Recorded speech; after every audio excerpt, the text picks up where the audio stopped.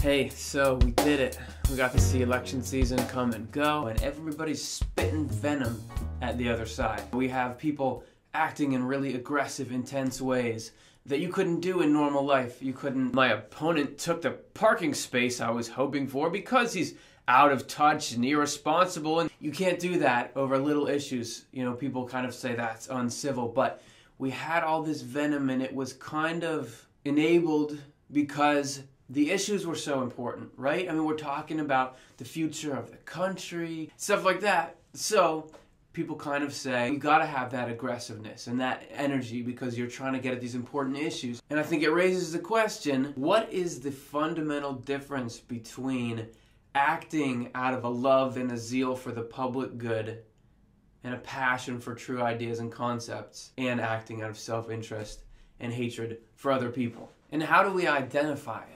How do you figure it out? Isn't that what we, the public, were trying to figure out that whole time? Who's really acting from good? It's not just in elections, all the time.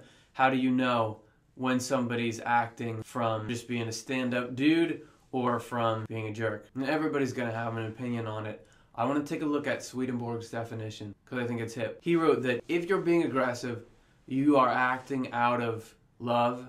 If, as soon as you're out of danger, you have the intention of becoming that attacker's friend. You're setting it up to say, hey, in this moment, I'm in conflict with this person, but this person, this human is not my enemy. And as soon as we can work through this, I want friendship with them. So you can take a look, man, and judge for yourself. When are there bridges being burned? When is it an all-out attack? When is it being displayed that, hey, man, I want to, after this is all said and done, potentially be able to befriend this person? So we can look out there at those people and judge them and say, oh, they did this wrong, they did this wrong. But that's not the primary use of a technique like this. You cannot judge somebody else and their actions because you don't know what's going on for them internally. You don't know where they're at. You don't know what their motivations are.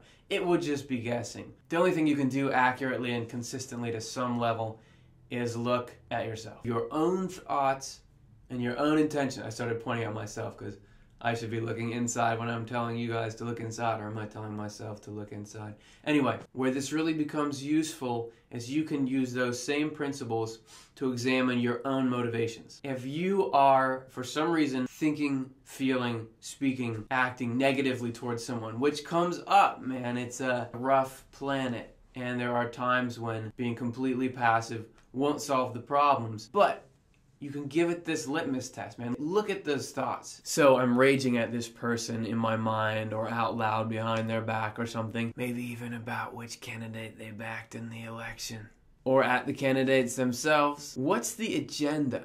What's the primary pleasure that's motivating it? Is it just the joy of being right to someone else's wrongness? And I'm just using that person as a disposable foil to increase my rightness? Or if I notice that I'm being critical in some way or harboring negative feelings, is it just because there's an issue and then what I really want is just to get past that issue and re-enter friendship or enter friendship with that person? So I put this out there because, man, it is an issue that needs to get dealt with. What is acting out of love for the public good or love for some kind of truth that you have or rightness that you have that you want to defend? And what is just using this, oh, I'm in the right, as a prop to get it so you can rain down negativity and vengeance on somebody? And I think everyone could agree that it's a real problem in our society because those other guys are doing it, not us. Let me know what you think. Leave a comment. Does that sound like a decent definition of when you're acting actually out of love versus out of self-interest? Do we need a definition like that? Was my candidate impression good? Let me know. I'd love to hear your thoughts. Thanks.